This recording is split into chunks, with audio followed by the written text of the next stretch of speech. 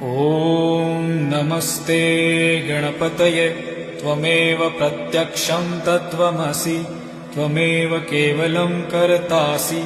त्वमेव केवलं धर्तासि त्वमेव केवलं हर्तासि त्वमेव सर्वं खल्विदं ब्रह्मासि त्वं साक्षादात्मासि नित्यं ऋतं वच्मि सत्यं वच्मि अवत्वमाम् अववक्तारम् अवश्रोतारम् अवदातारम् अवधातारम् अवानुचानमवशिष्यम् अवपश्चात्तात् अवपुरस्तात् अवोत्तरात्तात् अवदक्षिणात्तात् अवचोद्धार्तात् अवधरात्तात् सर्वतो मां पाहि पाहि समन्तात् त्वं वाङ्मयस्त्वं चिन्मयः